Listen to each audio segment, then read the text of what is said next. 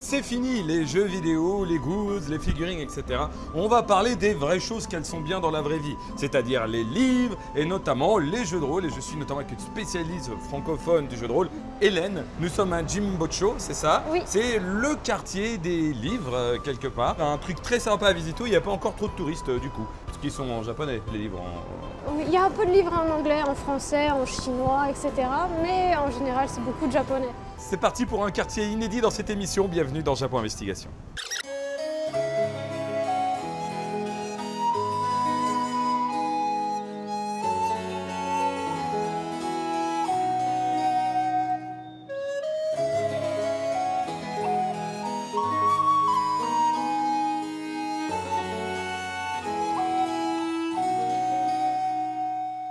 Hélène, toi, tu es passionnée de jeux de rôle.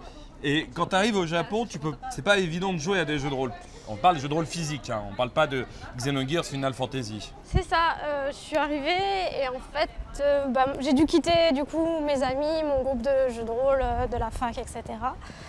Et j'ai créé donc un petit groupe sur Facebook il y a 6 mois à peu près, parce qu'au départ j'envoyais des messages sur Twitter, au secours, il y a quelqu'un qui veut jouer au jeu de rôle. C'est ça. Et voilà, il y a 6 mois, je me suis dit allez, je crée un groupe. Et on est déjà 60. Et c'est à ce moment-là que tu découvres la boutique où tu m'emmènes? Non, en fait j'habitais ici, dans ce quartier-là, il y a 1 an.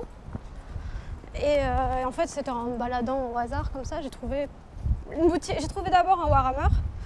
Et je me suis dit, ah, il y a un Warhammer, il y a peut-être du jeu de rôle quelque part. Il y a peut-être du jeu de rôle quelque part. Et c'est comme ça que j'ai trouvé la boutique.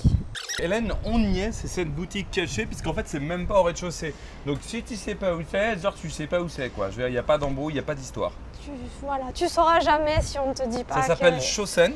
Voilà. Ça va être des livres au rez-de-chaussée, c'est ça? Voilà. Et après, il faut connaître le passage Secreto no Passaggio en japonais francisé pour monter à l'étage et découvrir ce pays du jeu de rôle. C'est ça, au 3e étage. On va te suivre.